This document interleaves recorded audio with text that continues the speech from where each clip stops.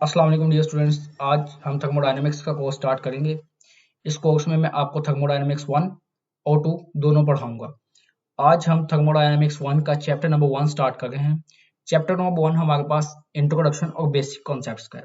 सबसे पहले तो मैं आपको बताऊं कि थर्मोडायनेमिक्स जो है वो इंजीनियर्स के लिए बहुत एक इम्पॉर्टेंट कोर्स है और इसका बहुत ज़्यादा यूज़ है हमारी डेली लाइफ में।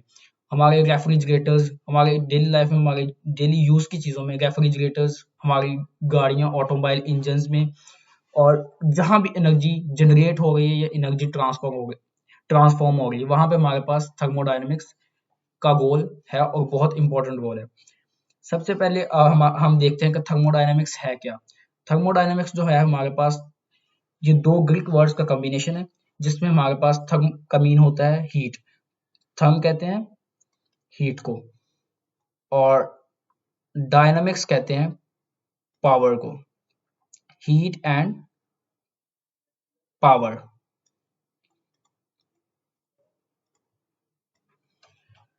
उसके बाद थर्मोडायनेमिक्स के हमारे पास दो लॉज हैं, जिन्हें हम फर्स्ट लॉ और सेकंड लॉ कहते हैं। सबसे पहले हम देखते हैं फर्स्ट लॉ को। फर्स्ट लॉ को हम law of conservation of energy भी कहते हैं। Law of conservation of energy. Law of conservation of energy हमें बताता क्या है? Law of conservation of energy हमें बताता है कि energy can neither be created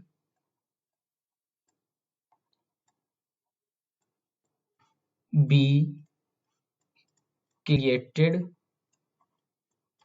nor be destroyed। यानी कि ये हमें बताता है कि हम ना तो एनर्जी क्रिएट कर सकते हैं और ना ही हम एनर्जी को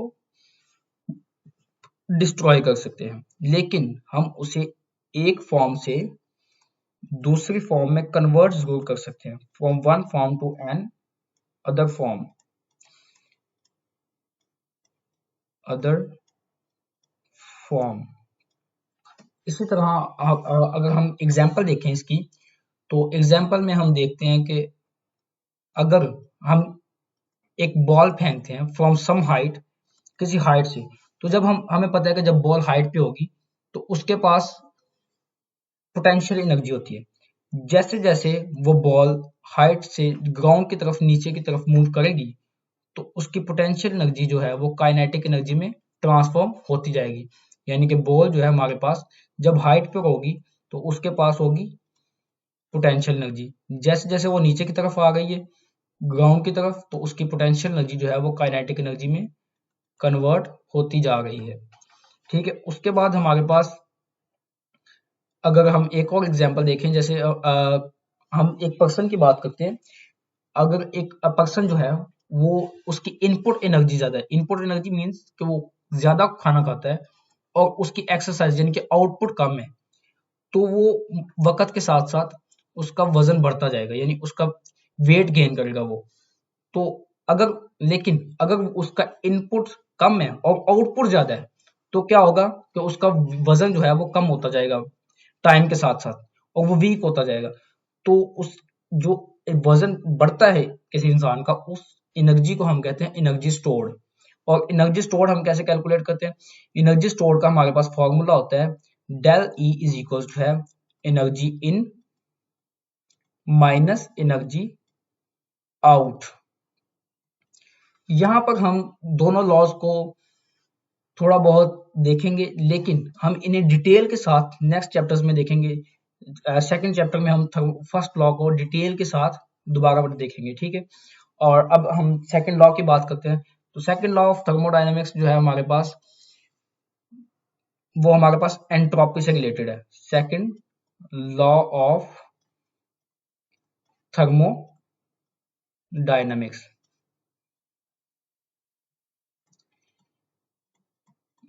सेकंड लॉ जो है हमारे पास एंट्रोपी से रिलेटेड है। सेकंड लॉ हमें क्या बताता है? सेकंड लॉ हमें बताता है कि एनर्जी जो है उसकी क्वालिटी भी होती है और क्वांटिटी भी होती है। Energy has quality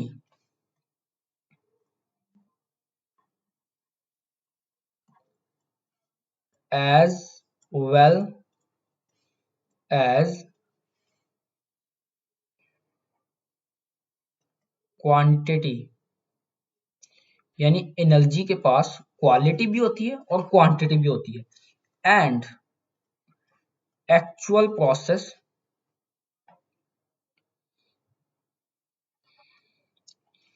process always acts in the direction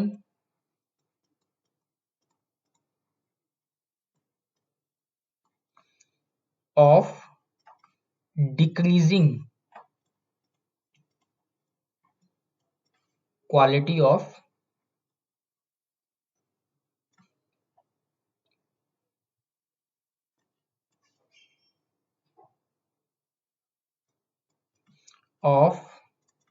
energy always acts in the direction of decreasing quality of energy। मतलब कि हमारे पास एनर्जी जो है इसके पास क्वालिटी और क्वांटिटी दोनों होते हैं, लेकिन अगर कोई भी प्रोसेस यानी कि स्पॉन्टेनियस प्रोसेस जब भी होगा तो क्या होगा कि हमारे पास एनर्जी की जो क्वालिटी है वो डिक्रीज होगी और उसकी क्वालिटी पहले से कम हो जाएगी, यानी कि अब लेस क्वालिटी। अगर हम एग्जांपल इसकी देखें, एग्जांपल में मैं आपको, जैसा कि एक कप ऑफ कॉफी है और हम उसे किसी टेबल पर रख देते हैं इन्वायरमेंट के अंदर, हॉट कॉफी के कप को, तो क्या होगा कि टाइम गुजरने के साथ साथ उसका टेम्परेचर कम होता जाएगा, उसका जो टेम्परेचर है वो कहाँ, एटमोस्फेयर के अंदर चले जाएगा। तो हमारे पास क्या होगा कि हमने कप ऑफ कॉफी को टेबल के ऊपर रखा, cup of coffee, hot coffee, तो क्या होगा हमारे पास टाइम के साथ साथ उसका जो टेम्परेचर है वो कम होता जाएगा और वो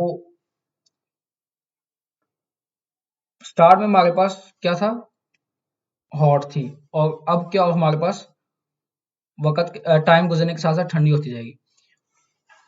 और हमारे पास अगर, क्योंकि हमारे पास जो एटमॉस्फेयर है उसका टेम्परेचर हमारे पास कम होता है, एटमॉस्फेयर का टेम्परेचर कम है और कॉफी का टेम्परेचर ज्यादा है, तो उसका टेम्परेचर जो है हमारे पास वो हमारे पास एनवायरनमेंट के अंदर चले जाएगा, और पहले वो मोर यूजफुल फॉर्म में था, अब वो लेस यूजफुल फॉर्म में चले जाएगा एनवायरनमेंट में जाने के बाद। तो हमारे पास इस प्रोसेस, ये प्रोसेस हमारे पास जो सारा प्रोसेस होता है ये होता है स्पॉन्टेनियस प्रोसेस। स्पॉन्टेनियस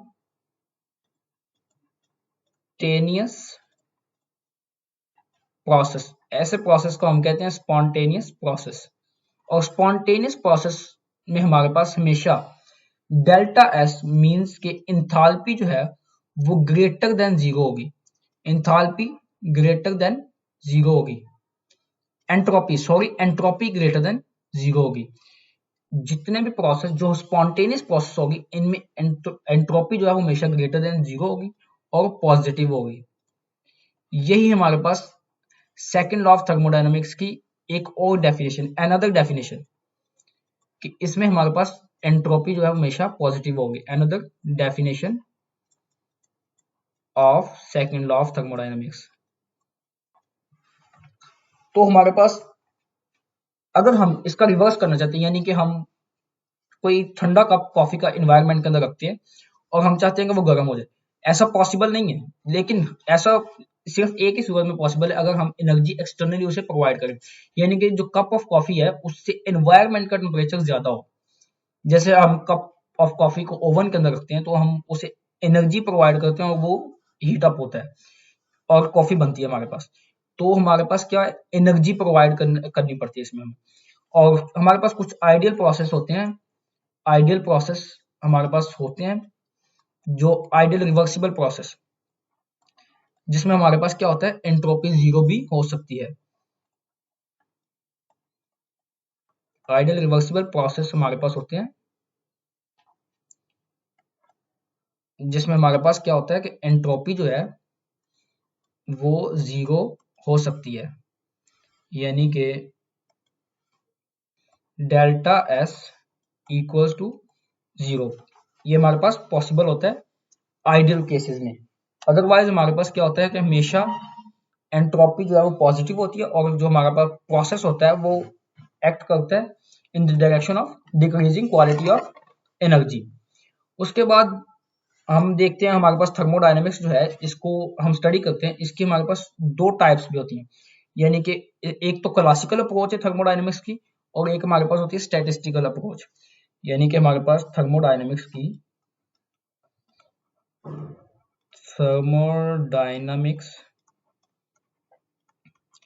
जो है इसको हम स्टडी करते हैं, इसमें हमारे पास दो तरह की अप्रोचेज होती हैं, क्लासिकल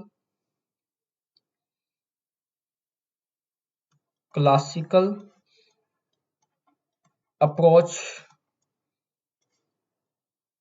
और हमारे पास दूसरे नंबर पर होती है स्टैटिस्टिकल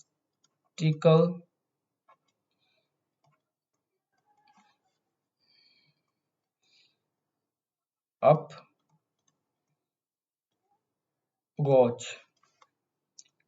तो क्लासिकल अप्रोच में हमारे पास क्या होता है, हम इसे एग्जाम्पल के थ्रू समझने की कोशिश करते हैं। जैसे कि अगर मैं कहता हूँ कि मेरे पास एक सिलेंडर है और उसके अंदर मेरे पास एक गैस मौजूद है, यानी मेरे पास एक सिलेंडर है, उस सिलेंडर के अंदर मेरे पास ये मैंने सिलेंडर बना लिया, इसके अंदर मेरे पास कोई भी गैस मौजूद है। तो हमारे पास हमें पता है कि कोई भी सब्सटेंस जो है वो मॉलिक्यूल से मिलकर बनता है और मॉलिक्यूल जो है वो आगे एटम से मिलकर बनते हैं। और यानी कि किसी भी सब्सटेंस का अगर हमें बिहेवियर देखना है तो जाहिर सी बात है हमें उसके मॉलिक्यूल्स को स्टडी करना पड़ेगा और उसकी जो प्रॉपर्टीज होती हैं वो इन्हीं पार्टिकल्स के ऊपर डिपेंड करते हैं। अब अगर एक कंटेनर है, इसके अंदर हमारे पास गैस है, गैस मौजूद है, तो हमें पता है कि गैस जो है वो वॉल्स के ऊपर प्रेशर एक्सर्ट करती है, क्योंकि गैस का हमारे पास क्या होता है, ये मोमेंटम होता है, ये हमारे पास अगर ये हमारे पास ये सिलेंडर है और इसके अंदर ये कोई भी गैस मौजूद है, तो हमारे पास क्या होगा, गैस जो है वो प्रेशर एक्सर्ट करेगी सिलेंडर की वॉल्स के ऊपर, क्योंकि इसके हमारे पास क्या होता है, मोमेंटम होता है, इसके मॉलिक्यूल जो है वो एक दूसरे के साथ टकराते हैं और वॉल्स के साथ जब इनके कोलिजन होती है तो उसके वजह से मोमेंटम प्रोड्यूस होता है और इसी को हम प्रेशर कहते हैं। अगर हमने गैस के टैंक के अंदर प्रेशर मेजर करना है तो इसके लिए हम इंडिविजुअल मॉलिक्यूल्स को स्टडी करने की जरूरत नहीं है। सिंपल हम क्या करेंगे, इसके अंदर एक प्रेशर गेज लगाएंगे और इसका प्रेशर मेजर कर लेंगे। इंडिविजुअल पार्टिकल्स के साथ हमें उसको स्टडी करने की जरूरत नहीं है। इसी जो हमारे पास क्लासिकल अप्रोच होती है ये होती है मैक्रोस्कोपिकल अप्रोच। मैक्रोस्कोपिक, ये मैक्रोस्कोपिक यानी कि अगर हम मैक्रोस्कोपिक लेवल पर हम चीजों को स्टडी करते हैं, यानी कि जैसे हमने प्रेशर मेजर करना था तो हमने गैस के मॉलिक्यूल्स और उसके इंडिविजुअल पार्टिकल्स के बिहेवियर को नहीं देखा, सिंपल हमने एक उसमें प्रेशर गेज लगाया और उसका प्रेशर मेजर कर लिया। लेकिन जो हमारे पास होती है स्टैटिस्टिकल अप्रोच में हम माइक्रोस्कोपिक लेवल पर जाकर चीजों को देखते हैं, यानी कि अगर हमने किसी सब्सटेंस का बिहेवियर चेक करना है तो हम किस तरह देखेंगे, हम उसके इंडिविजुअल पार्टिकल्स यानी कि एक ग्रुप ऑफ पार्टिकल्स को स्टडी करेंगे और उसका देखेंगे कि उनका बिहेवियर किस तरह का और उस मटेरियल को डिफाइन करेंगे। ठीक है, उसके बाद हमारे पास हम देख लेते हैं इसकी एप्लीकेशन की। अगर बात करें तो एप्लीकेशन थर्मोडायनेमिक्स की बहुत ज्यादा है आजकल हमारे डेली लाइफ में। तो मैंने स्टार्ट में भी आपको बताई है, अब मैं आपको मजीद थोड़ा बताऊंगा ताकि आपका इंटरेस्ट डिवेलप हो सके। तो अगर हम इसकी एप्लीकेशंस की बात करें तो हमारे पास रेफ्रिजरेटर्स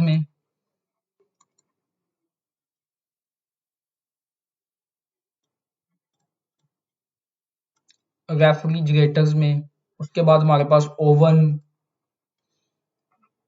उसके बाद प्रेशर कुकर,